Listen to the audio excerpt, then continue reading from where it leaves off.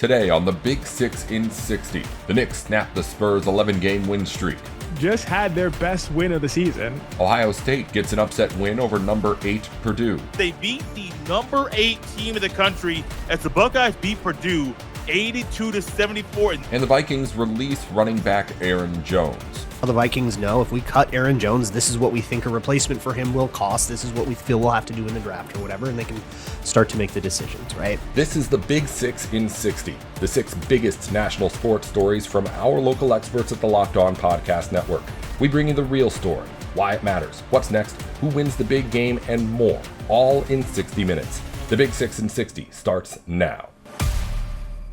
Thank you for making the Big 6 in 60 your first listen of the day. Part of the Locked On Podcast Network, your team every day. Today's episode is brought to you by FanDuel. Download the FanDuel app now by visiting FanDuel.com and win $300 in bonus bets if your first $5 bet wins. The Knicks hosted the Spurs last night and took a win that snapped San Antonio's 11-game win streak. Locked On Knicks host XJ breaks down just how big this win is for New York. I'm going to dive right in to the guy, Mohamed Diawara. Oh, man. The Knicks, like I said, just had their best win of the season. And I'm starting off talking about Mohamed Diawara, 51st overall pick. Can't legally drink in the United States of America yet, Mohamed Diawara. And you guys know, if you listen to this show consistently, the shows that I'm on, you know, this is my first season doing Locked On Knicks, and I've loved doing it. I've loved interacting with you all, learning, you know, commenters, your names, your perspectives and experiences, all of those kinds of things. It's been truly a pleasure. If you learn stuff about me, you've learned that I'm a pretty cautious guy. I don't generally jump to like really strong conclusions unless it's grounded in substantiated research or evidence or there's a strong grounding for it, right? And that's really about anything related to basketball, especially young players. Because you never know what you're going to get from a young player. You don't know if they'll have an explosive couple weeks and then they completely fall off, if they'll be terrible for, you know, the first 5 months of their career and then be one of the top players in the league. All of those things can happen with young players. Trajectories are very unclear, and we still know very little about like how guys develop and become really, really good and what things look like when they're going to be really, really good. But ladies and gentlemen, with that being said, you were right about Mohamed Diawara.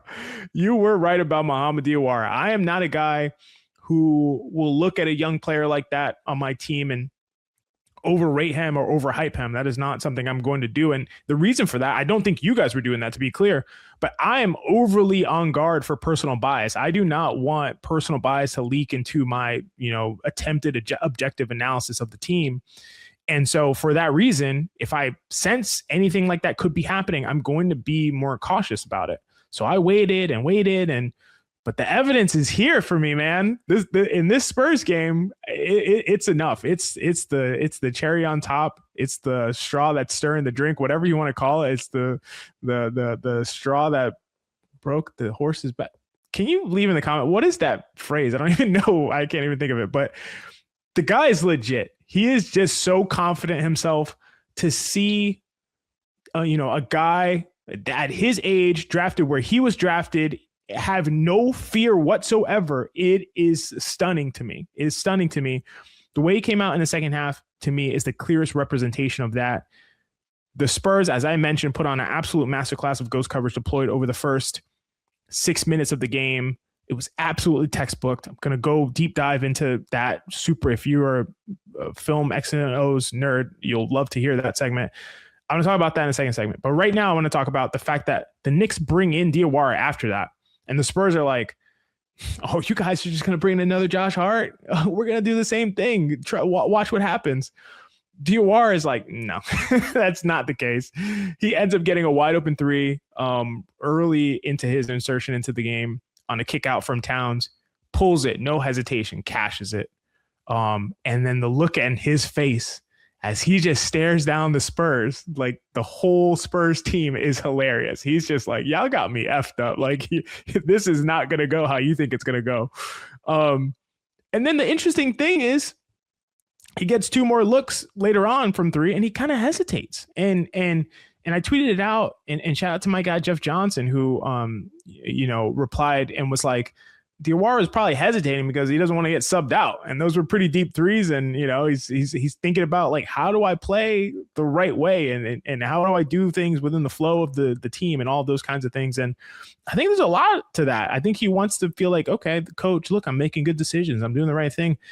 But you can tell he kind of regretted it. He's like, why did I hesitate on those? Like, I know I can make these. And so in the second half, he comes in, he gets his opportunity again. And he's just gunning nine 3-point attempts in the second half. I think, let me just double check and make sure I'm not, 3 of 9 in the second half, 9 3-point attempts in 8 minutes from Mohamed Diawara in the second half. That is, I'm not going to calculate for you how many 3-point attempts. I mean, we know it's 27 per 36 3-point attempts. This is astronomical in terms of, that's just gunning. There's no way around it. He didn't care at all. He's just pulling threes wherever he's open. He's like, you are not going to guard me this way. I'm too good a shooter. He believes it in his core.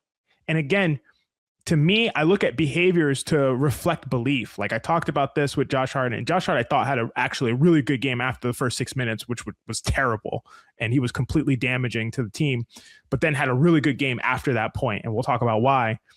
But Josh Hart, although he's shooting nearly 40% from three this season, I don't think he believes he's a 40% 3-point shooter, because I look at behaviors to reflect deep, true beliefs, right? Like if you believe you're that good a shooter, you're not hesitating and pump faking and passing up wide open corner threes. You're just not.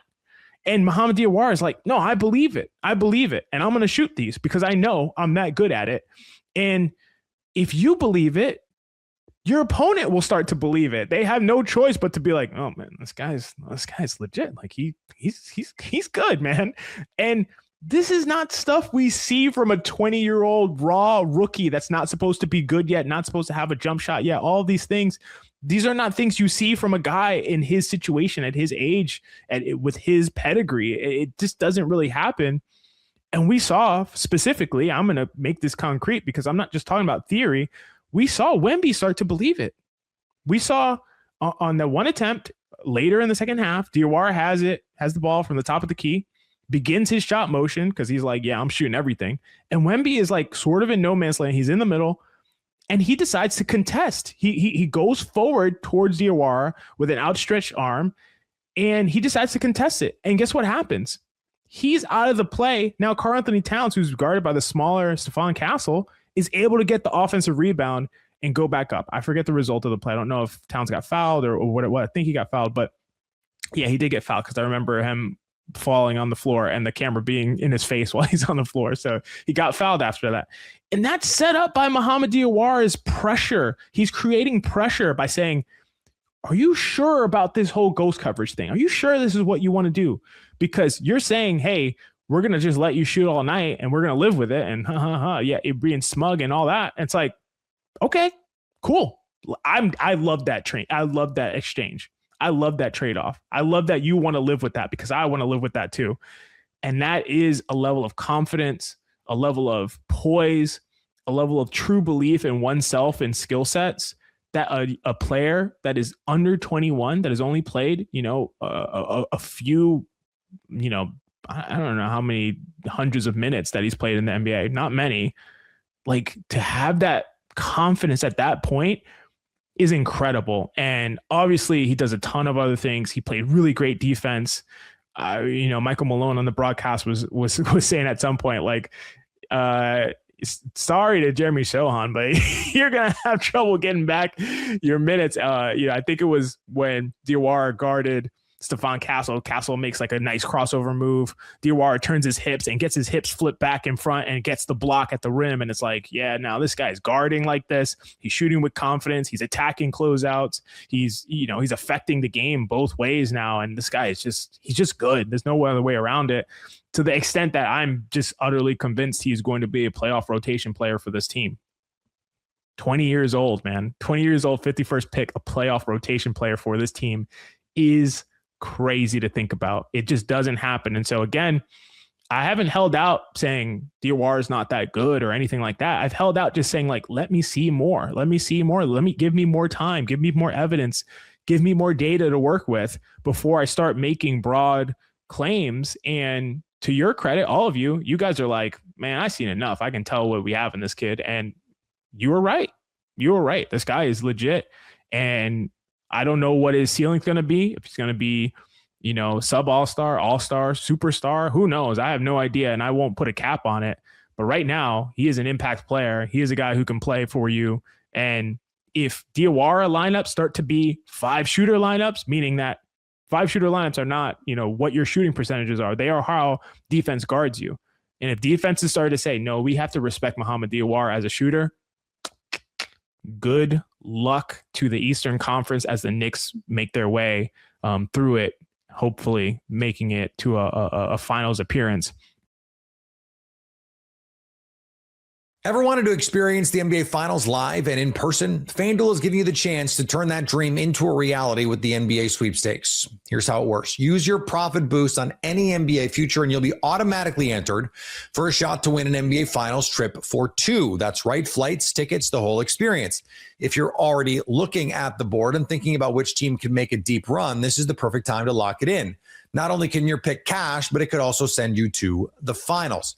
Visit FanDuel.com to get started. Use your profit boost on an NBA future and get entered for your chance to win a trip to the NBA Finals. Play your game with FanDuel, the official sports betting partner of the NBA. Welcome back to the Big 6 and 60.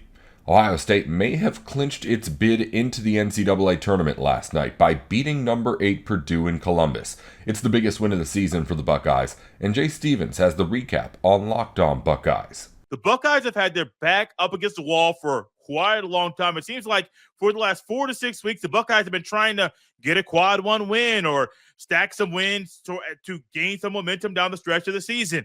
They haven't been able to do it until yesterday, where the Buckeyes pulled off a massive, not only quad 1 win, but they beat the number 8 team in the country as the Buckeyes beat Purdue 82-74. And this win was a full team effort, but ultimately it was the Buckeyes keeping their season alive. Because if the Buckeyes didn't win on Sunday afternoon, they had a couple of games down the stretch against Penn State and against IU that were winnable games, but it was still unlikely that they would be able to get enough wins in the Big Ten tournament to make the big dance in March. And that's the goal. The goal every year is to make the NCAA tournament. And with the way this year had looked with their inconsistent play and not having back-to-back wins since early in January, all of a sudden you're thinking, is it possible? Can they really make it happen? In the last 8 minutes of the game against Purdue, I started to wonder in myself if the Buckeyes are going to have another late game collapse like they had normally had this year. That didn't happen. They had key rebounds. They got key stops. They extended their lead. Yeah, Purdue started to hit some shots, but they weren't able to get stops. The Buckeyes got to the free throw line, and Ohio State secured a massive, massive upset, which led a lot of you that were there in the shot on Sunday afternoon storming the court because that was a big moment for Buckeye basketball this season. Because this team hadn't played well enough most of the year to think they could pull off a win like that. Purdue is trending in the wrong direction as well. They just recently lost a game earlier this week, so they're not the most confident team late in the year, but neither was Ohio State. Ohio State was without Christoph Tilley on Wednesday. He was in a boot. John Mobley Jr. had a hand injury. Devin Royal was sick recently. Amari Bynum was questionable but still played. So there's a lot of stuff going on with the injury department. Brandon Knoll is not active either. There's a lot of stuff going on with the personnel that may make you think the Buckeyes weren't able to do what they did on Sunday afternoon, but they were defensively. They were really good defensively. Yeah, Trey Kaufman did some stuff down low, but more often than not, you put Ivan in, and Ivan played quite a few significant minutes, and he got some key stops and got key rebounds. I believe he had a big dunk as well, but he got the whole crowd rocking inside the shot. John Mobley Jr., we'll talk more about him at length in the very next segment because he made a timely shot. He was fired up. There's even a shot he made, I believe, off a pump fake. No, it was a jab step. It was a jab step. He was on the left wing, jab right across his body, come back, got the separation he needed to knock down that three. After he made that shot, he got excited. He was really pumping himself up. And I was wondering, was he a little upset because there was nobody else up there to kind of trap the ball at the inbound pass from Purdue? or what else made him upset. I don't know. You should be excited because you made the shot, but he was fired up. And that was contagious. You saw everybody on the team. Amari Bynum got a big block. Bruce Thornton did some Bruce Thornton things, even though Purdue did really good defense on Bruce Thornton, not letting him do some of the things he's done to other Big Ten opponents down the stretch. He finished the game with 20 points on 6 of 9 shooting. He made 5 of his 7 shots on the charity stripe. And so Bruce Thornton did Bruce Thornton things, but it was a complete team. Devin Royal added in 12 points. He had some key buckets. Christoph Tilly did not have the monster game that you might think with the Buckeyes having 4 guys scoring in double figures. Tilly wasn't one of them, but down the stretch, when he wasn't the strongest free throw shooter, he made 5 of his 8 free throws in this game, and he had some key rebounds down the stretch as well. Everybody that stepped on the court was pivotal for this win and for the Buckeyes to still have a chance to make the NCAA tournament. Think about where your mind was with Buckeye basketball, let's even say Sunday morning. Sunday morning, there's a Buckeye basketball game. You're not all in on the basketball. You're looking forward to the spring game on April 18th. But, this game is very big. Purdue's coming to town. The Buckeyes have beat Purdue 3 times in a row now. Before the game, it was 2 times in a row. And you're thinking, if there's ever a time for the Buckeyes to kind of turn the page and gain momentum, it's this game. If there's ever a time for them to play up to their opponent and a team that's vulnerable in Purdue to suffer another loss, it's this game. It was a whiteout. They had the script Buckeyes jerseys on, the all-white joints. They had the Buckeye script Buckeyes at the center court. I mean, this was the moment for Ohio State to show that they are an NCAA tournament-worthy team. And they did that. People have lost confidence, but they're showing you right now, well, you can believe this team down the stretch. And I'm still a little bit on the weary part because I've been on the record on this show saying I don't think they're making the tournament, and they might not make it. They're 18-11 right now, 10-8 in Big Ten play. They're right there. They're going to make the tournament. Will they get a bye? Will they not play on? Well, I think the tournament starts on a Tuesday. Will the first game be on a Wednesday or even a Thursday? That's to be determined, depending on how they do against Penn State on the road and home against IU in the final game of the regular season.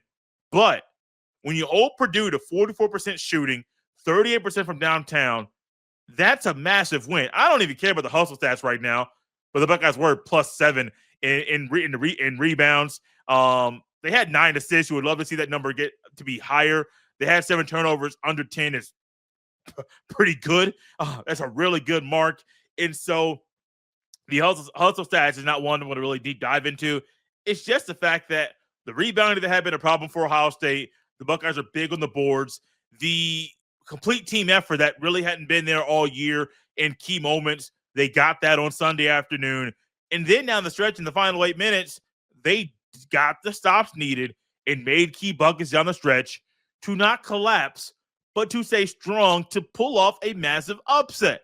And that should give you confidence in this team that when they go to play Penn State, I believe the game's on a Tuesday night at 6:30.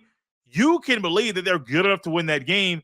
And then when they come back home against IU in the regular season finale, you can have confidence there that they can win back-to-back games, 3 games in a row for the first time in a long time this year, to hit the 20-win mark in the regular season, to make themselves, to help themselves get off the first 4 out category of the NCAA tournament to being on the last 4 in. Now, I don't think of Ohio State in the tournament that they'll be playing in the first 4 in Dayton. I think they would be playing, they would get a team playing on that Thursday or Friday. But if they are playing in Dayton, y'all better make that drive.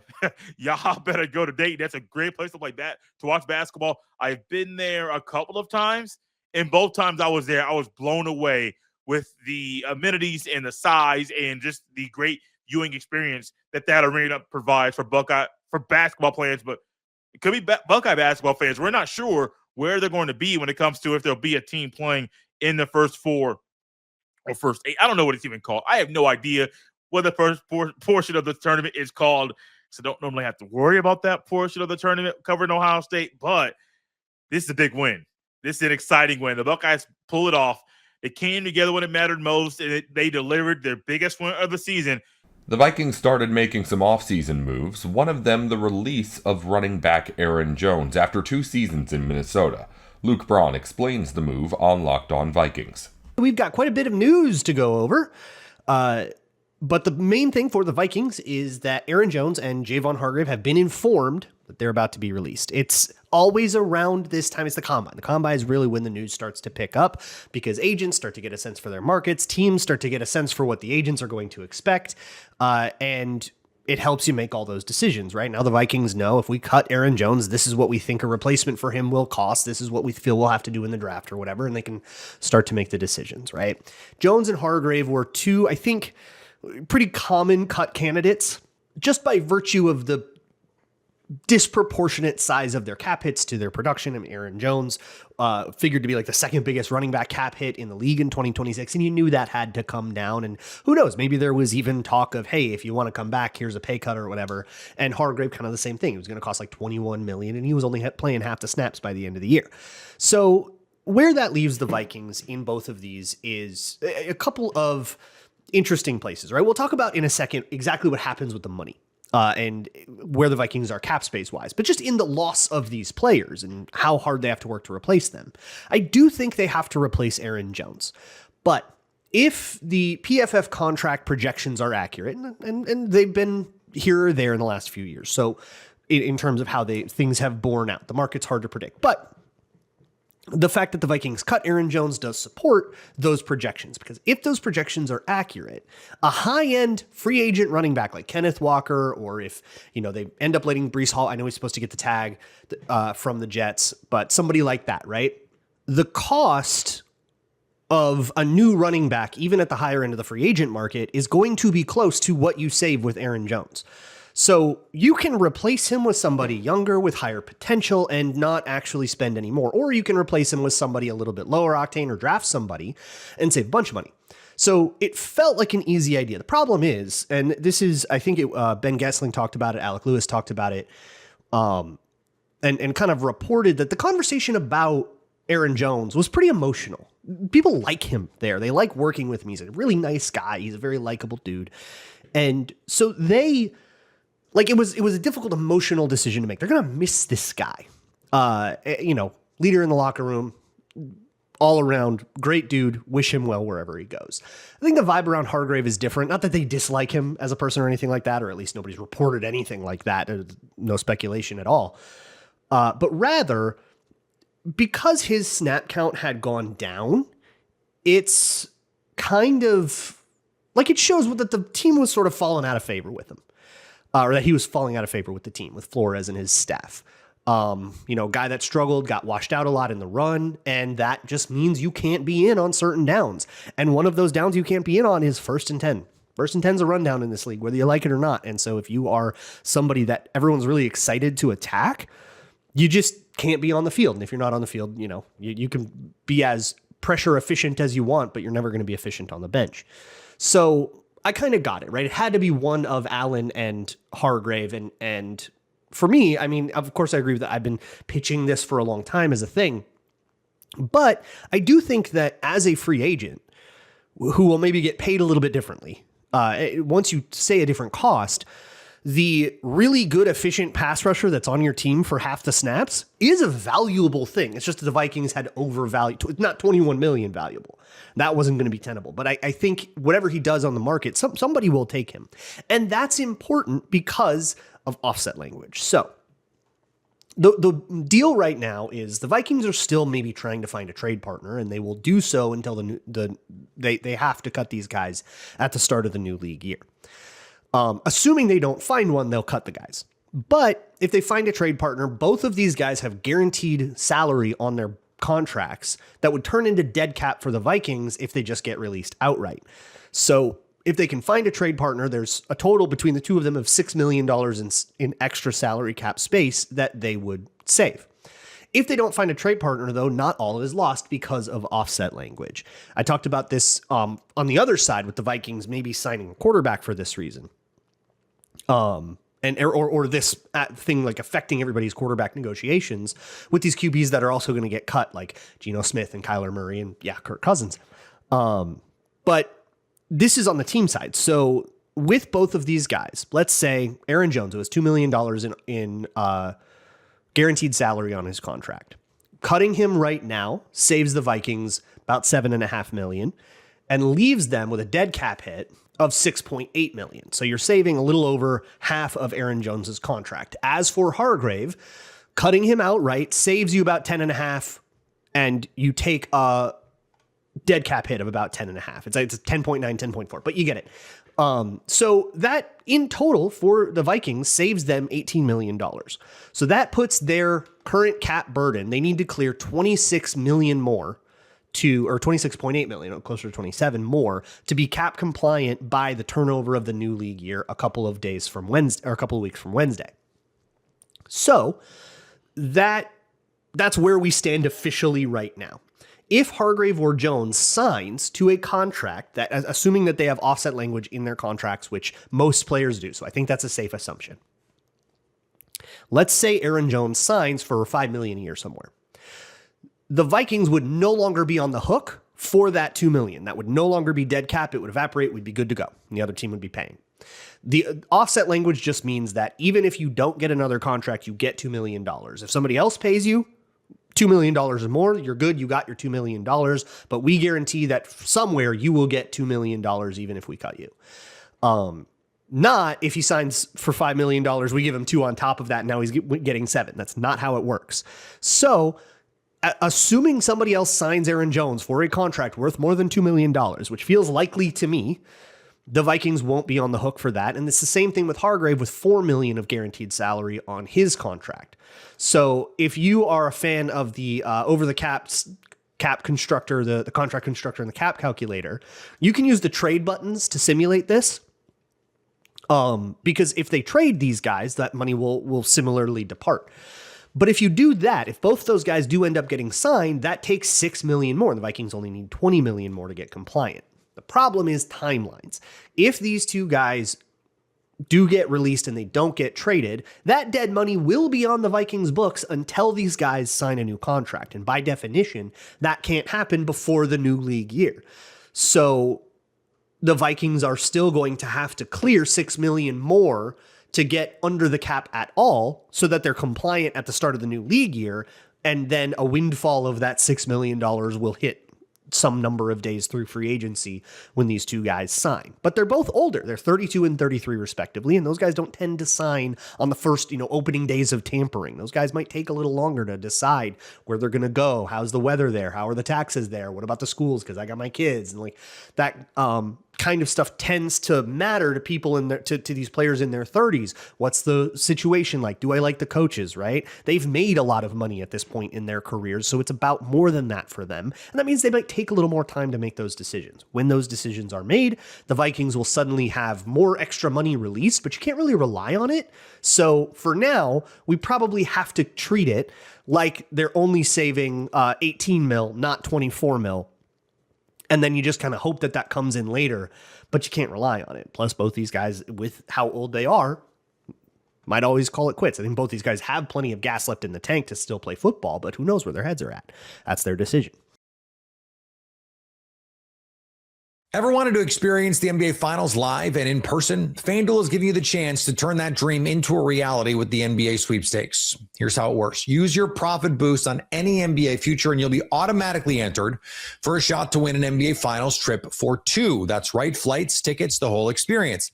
If you're already looking at the board and thinking about which team can make a deep run, this is the perfect time to lock it in. Not only can your pick cash, but it could also send you to the finals. Visit FanDuel.com to get started. Use your profit boost on an NBA future and get entered for your chance to win a trip to the NBA Finals. Play your game with FanDuel, the official sports betting partner of the NBA. Welcome back to the Big 6 and 60. The Timberwolves had 6 players get to double figures and used the team effort to beat the Nuggets last night. Ben Beacon recaps the road win on Locked On Wolves. The Wolves win over Denver, and it was an important win. I said in the open, a much-needed win, not because the Wolves have lost a bunch of games lately, although they're like 500 in their last 12 before coming into this one, but because they finally beat a good team at full strength on the road, right? Like it's been a little while since this has happened. We all know the Wolves can do it, and it doesn't certainly doesn't solve the playing to the competition piece of things, But it's certainly an important, we'll call it box check, right? We know that the Wolves can beat good teams like this. And now they did it. And they did it in a unique way. And what I mean by that is the Wolves had a very balanced offense. We'll get into this here in just a minute. We'll talk about how Ant handled the unique way Denver, not that unique, but the specific way that Denver tried to defend him. And then also how the Wolves, did what they needed to do along the way. Denver pushed back several times. The Wolves just kept pushing ahead and eventually pulled away in the final minutes of the fourth quarter. So we'll break down how the Wolves were able to do all that. We'll talk about lots of impressive individual performances. Really, everybody that played had a significant role in this one. It was a very balanced game for Minnesota. But I want to start with my three big things, and we'll do that here in just a moment. First, a big thank you for making Locked On Wolves your first listen every day. Of course, this show is free and available everywhere. That includes YouTube, as well as all of your favorite audio platforms. Wherever you like to listen to podcasts, you can find Locked On Wolves. You could also watch on the Locked On Sports Minnesota app on both Roku and Amazon Fire TV. All right. So this game, obviously super important. Wolves have already lost the tiebreaker to Denver coming into this one, but coming into the game with an identical record as the Nuggets, obviously winning this game puts them ahead of Denver by a game in the Western Conference. And now the Wolves stand alone in fourth and actually are in a virtual tie with Houston for the third seed in the West. So an important game for that reason, an important game for the reason I already mentioned, which is just beating a good team on the road. And there's a lot that went right in this one for the Timberwolves. I'm going to start with my three big things. Number one, this is a very broad topic, and sometimes that's what happens in the three big things. But I want to hit on resiliency. That's my number one thing.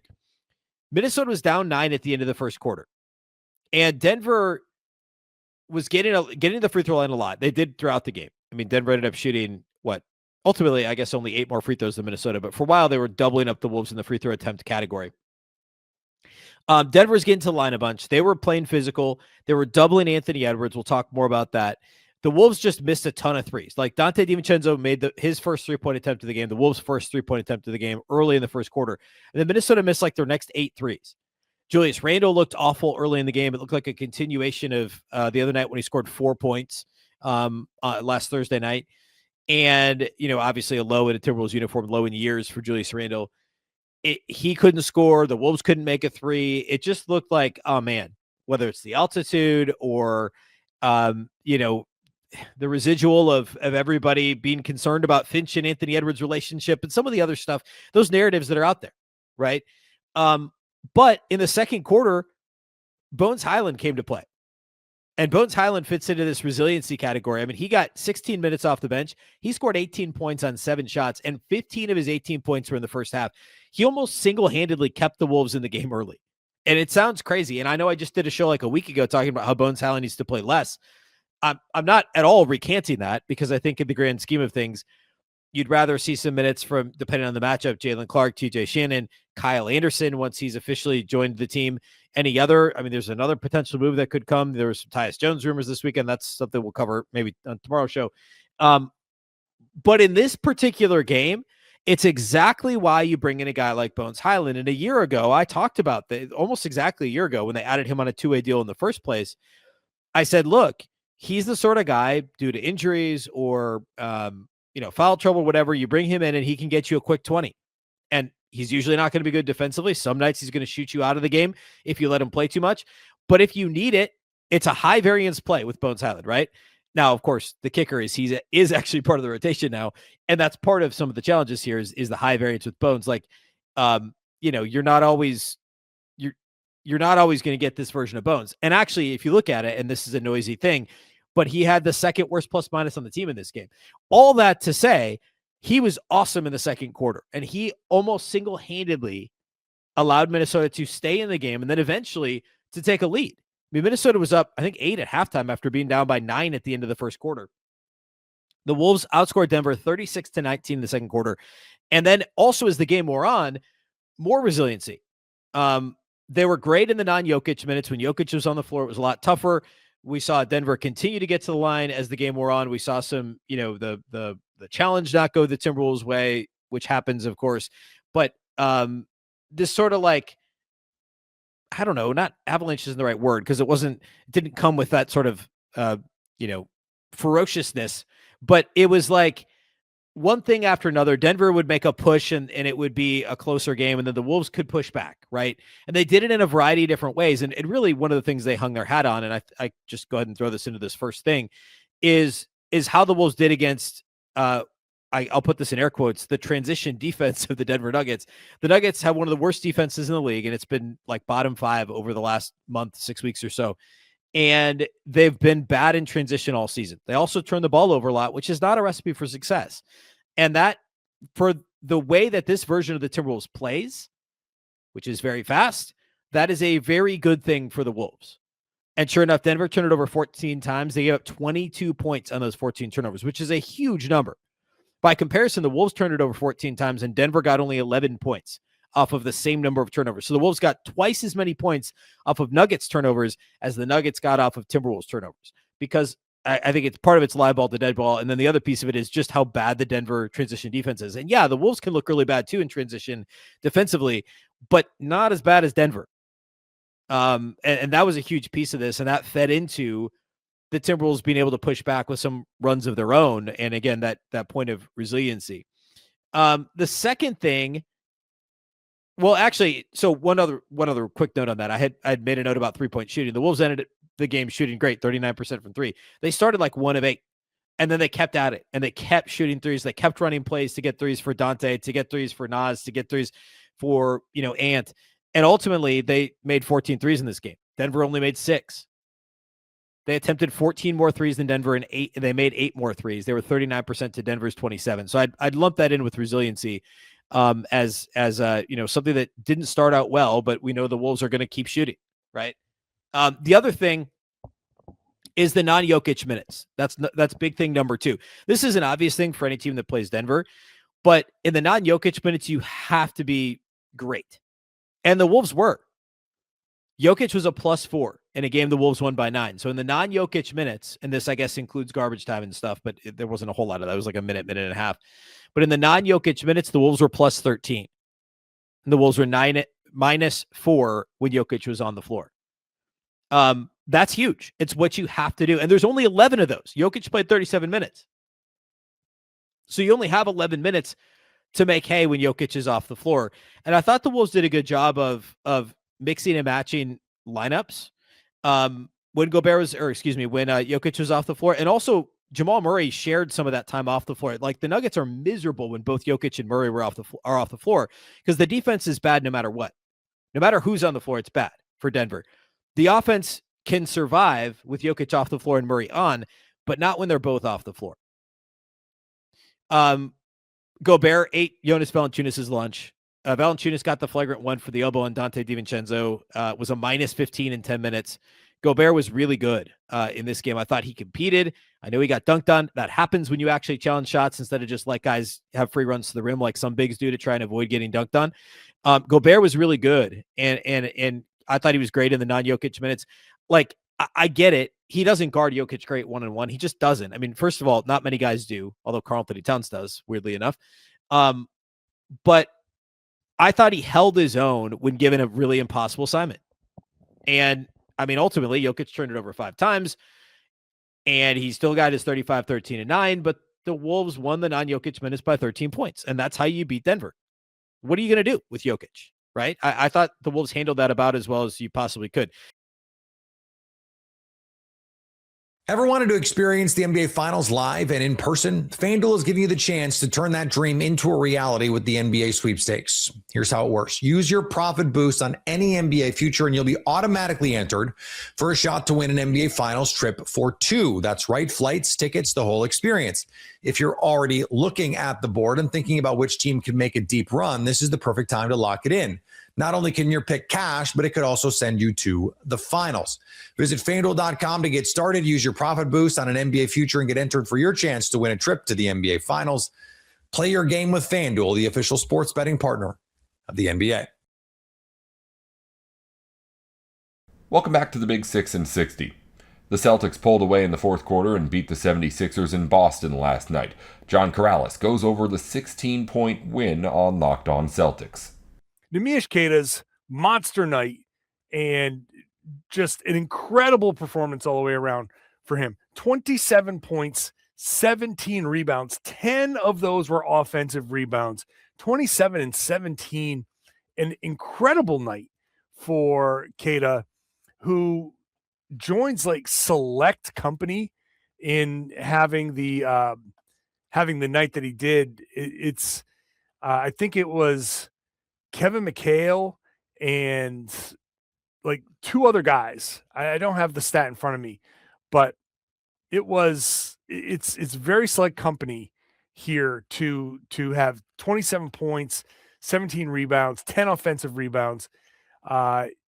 In fact, if you throw in, this is from Dick Light, his field goal percentage, the assists and the steal, only David Robinson did all of those things. So I love adjusting sliders to make performances look great. But yeah, Nimi was incredible. And it was funny because the first sign of Nimi doing something, he had like a move where he brought the ball like low, and he practices stuff like this before games. He does like these kind of like the fun, like the crazy moves and stuff. He has a nice touch around the rim, but he had a move where he just kind of like brought it low and brought it around and finished. And I was like, wait, what? Nimi did that? Okay, interesting. And then he got the ball. I think he had a steal. Then he got the ball kind of in transition, and he hit a power dribble. Looked like he was going to go up for a big dunk, and it got challenged, and he just brought it up and under and laid it in. And we were like, wait a second. Like immediately I was like, this doesn't make any sense. What's happening here?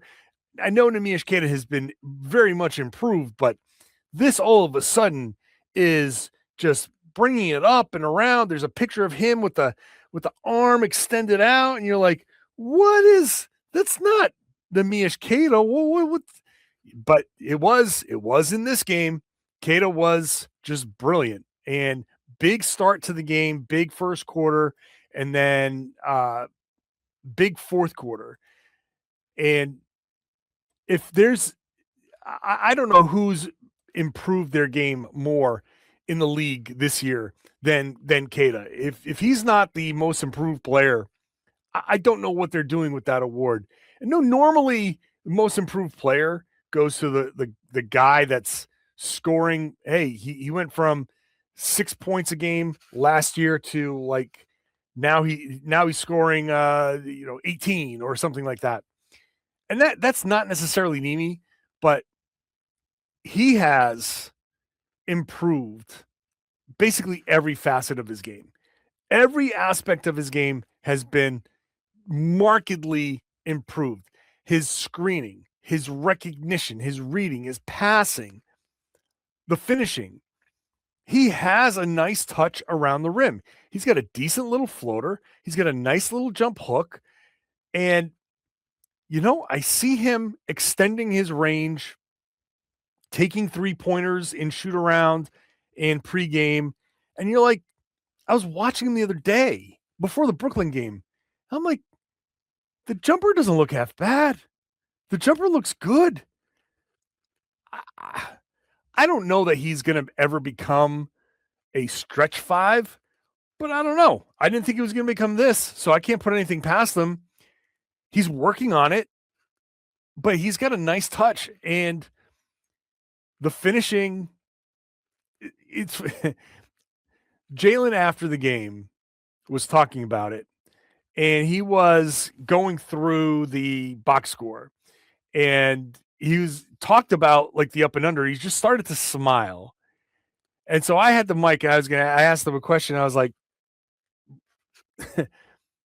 you're already smiling looking at the, describing the finishes. What's going on there? Like, what were you talking? And he just laughed. He's like, let's just say that those aren't things that he would normally finish. But he finished them tonight. And it was great. But he was laughing at the finish. The guys on the bench were laughing at some of the finishes. No one could believe what Nimi was doing. But more importantly than all of that stuff, it was the offensive rebounds, because in the first quarter, especially, the Celtics they missed everything. They 3 of 13 from 3, 8 of 26 from the field. The fact that they matched the Sixers 26 field goal attempts in the first quarter is a miracle. But that's because Nimi had 5 offensive rebounds and the Celtics had 7. And it was the Celtics had an opportunity there. They gave themselves chances, extra bites at the apple, so to speak. And normally when a team shoots 8 of 26 and 3 of 13 from 3, that's a chance for the other team to get out in transition, to get out, run, put up a bunch of field goal attempts. What should have happened, in all honesty, was the Sixers should have had 31 shots, and the Celtics should have had 21. And that would have meant maybe 6 of 21 for Boston. And, let's just say 12 or 13 of 31 for Philly. So you take 2 buckets away for the Celtics. Just even if we just say they're 2-pointers, you give them 22 points. You put an extra, 4, 6 on Philly's side. Now they're at 32, and instead of being down 2, you're down 10. And that just changes the dynamic of the game. Now in the second quarter, maybe Philly's coming out with a little bit added intensity. Maybe they're feeling themselves a little bit more, and you just, again, the butterfly effect of the game changes in that way. So getting those offensive rebounds, even if they didn't even result in more makes, the Celtics were able to get themselves to the line where they were a perfect 7 for 7 in the first quarter. They were +4 in that. They were able to match the Sixers in 3-point makes, even though they took 6 more. They still were able to get the 3. And okay, so they had 3 fewer baskets, but they had 4 more free throws. So there's your 2-point difference. Philly was +6 in the made baskets, and the Celtics were +4 points in the free throws. And now you're only 2-point game. That's critical. That is critical for the Celtics. And I was listening to Sixers podcast on the way home, and they said it after that first quarter where the Celtics were awful shooting, absolutely awful, and the Sixers were only up 2. They even said it, we knew we were losing this game. We just knew it, and they did. And Keita in the first quarter was huge. Kind of, he was still good in the second quarter. But then he kind of sat for a while, and then it was the fourth quarter where the Celtics went on an 11-1 run to close the game, and it was just bucket, bucket, bucket. He had a kind of lost the ball on a big, strong, putback, or not putback, but a big, strong finish, and then an offensive rebound and a layup, and then the ball gets tipped around, and he gets it and gets a dunk, and it was just boom, boom, boom. So shout out to Nimi. He should be the most improved player of the year. He's been great. And yeah, I'll just leave it at that. Nimi's been awesome. Ever wanted to experience the NBA Finals live and in person? FanDuel is giving you the chance to turn that dream into a reality with the NBA sweepstakes. Here's how it works. Use your profit boost on any NBA future and you'll be automatically entered for a shot to win an NBA Finals trip for 2. That's right, flights, tickets, the whole experience. If you're already looking at the board and thinking about which team can make a deep run, this is the perfect time to lock it in. Not only can your pick cash, but it could also send you to the finals. Visit FanDuel.com to get started. Use your profit boost on an NBA future and get entered for your chance to win a trip to the NBA Finals. Play your game with FanDuel, the official sports betting partner of the NBA. Welcome back to the Big 6 and 60. Texas Tech got a big win over the weekend, winning on the road against number 4 Iowa State. Locked On Texas Tech hosts Casey Cowan and Chris Level recap the win. Chris, you were there courtside, and you're seeing it up close and personal. You're feeling the Hilton energy. There was certainly plenty of that. But I want to take you back to Friday. I think some of our final words on our Iowa State table setting episode were something along the lines of, I don't know why, but I almost expect Grant McCaslin to make this interesting. Whatever that meant. I don't even think, considering my luckiest of stars, I was thinking about just going in and getting a win. But it was definitely interesting, wasn't it? Oh, was it interesting? Yeah, I mean, big, giant, huge balls. I mean, sorry for the younger audience in our listening and viewing audience, but I mean, this is just sports are funny, and it's just it's one of these things where you said it best earlier when you said this is maybe your biggest win yet, and you have a collection of wins that nobody in the sport can top. Now you've got a few losses mixed in, your UCF and your Arizona States and some things like that it's like kind of frustrating that you wish you had some of those back, but he relishes this kind of role or this spot. You put his group in a hostile environment with a full crowd and nobody gives you a chance, look out, because this has just become normal now. I mean,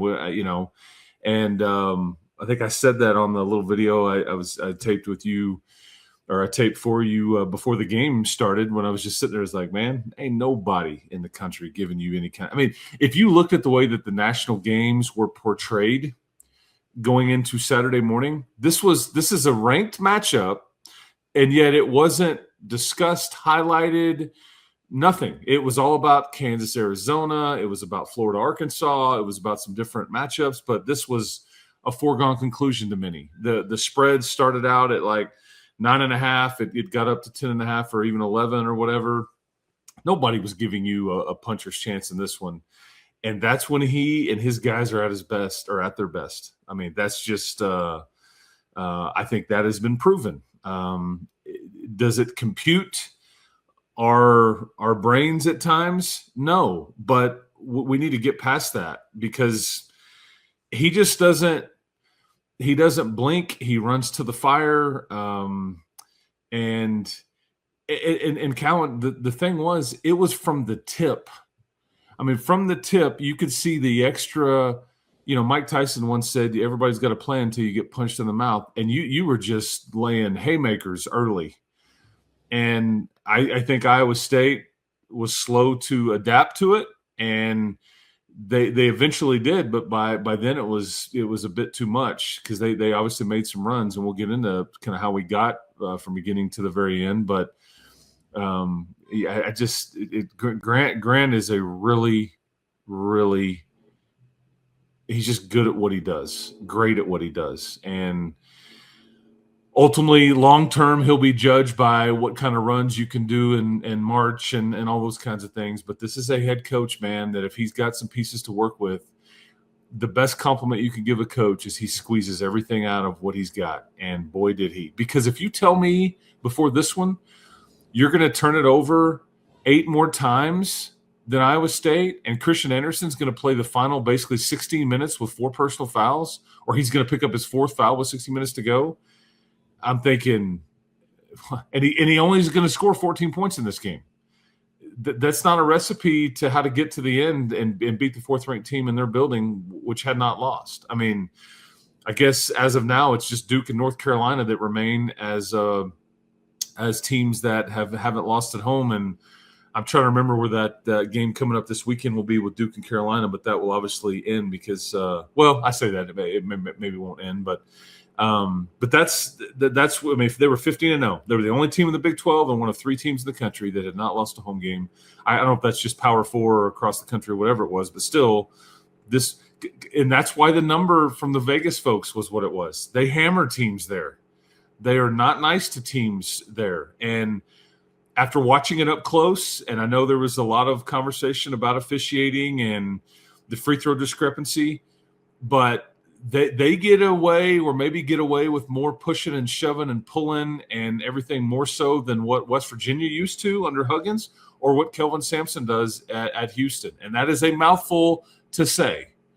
I don't say that or mention that lightly, and I think TJ Otzelberger wants it that very way because, again, the premise is let's basically – and he said this after the game.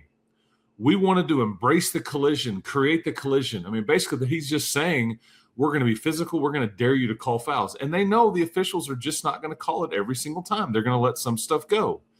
And trying to play through it, I mean, but when you got a bunch of shot makers like you did and like you have that are executing and knocking them down, dude, I mean, that was – and it wasn't just one guy. I mean, you had some big, giant, massive shots that just took the heart out of the state of Iowa. And I mean, just big ones, big, giant ones, man. And that's a win to be celebrated. And we'll kind of talk about the ramifications of what it may mean for you going forward. Yeah, and when it comes to pulling off the improbable, Grant is as good as I've ever seen anyone at it. I don't know what other way to describe it. You may have a better option out there or candidate, but as far as what I've seen, he's as good at it as anyone has ever been. Because, Chris, when you're thinking about the way that you've had to adapt, not only in this year, but the year gone by as well, I mean, it's old hat. And I was retweeting yesterday a quote from a previous episode, I think after what they did in Tucson, where we were just talking about get used to it, essentially. The gist is this is what he does. And so I'm trying not to be surprised by it, even though it's still kind of staggering. It sounds like to me, based on what you said, I mean, I'm not exaggerating and saying you controlled this game wire to wire. Am I? No, I mean, you went on a 20-2 run at one point in this one. I think you got up.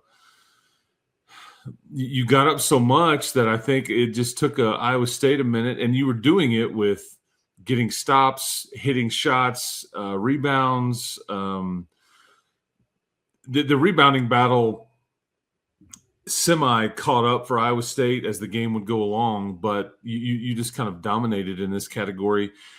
And you could just tell there was a major sense of urgency on your side of things that they did not have. I think they, TJ Otzelberger and Taman Lipsey and all them after the game, they said as much. And I don't know if they, because I think Kellen Buffington said this on the broadcast. I don't know, about a week ago. He does the halftime stuff with us, and he's like, "Doubt us if you want to. You might regret it, though." And I think, I'm sure part of this, with like the media conversation aside, anything that we have said about your ceiling being different or people counting them out or they're whatever, you have to know that some of these teams are like, okay, so JT Toppin's out and they're supposed to still be the same threat, or they're supposed to be better. No, I mean, and whether they don't really want to believe that or being told differently, I mean, there's probably, and I don't know if that's, if you just thought Texas Tech was going to show up at Iowa State on a Saturday, these are the most difficult, typically the most difficult road games to win are on Saturdays, just because, Saturday home games there's a bit of a different vibe typically than midweek games. And now you've done this, to Arizona and to Iowa State. You've kind of ruined some weekends there, but I mean, I just think you kind of jumped on Iowa State, and they just you didn't win the game in the first half, but you went a long way in doing so. That's all for today's Big 6 and 60. If you follow basketball, football, or college sports, the Big 3 and 30 has a half hour on the biggest news in the NFL, the NBA, and on campus, going up every weekday just like this one. Just search the Big 3 and 30 NBA, the Big 3 and 30 NFL, or the Big 3 and 30 college, wherever you're listening or watching now. Thanks again for tuning in to the Big 6 in 60.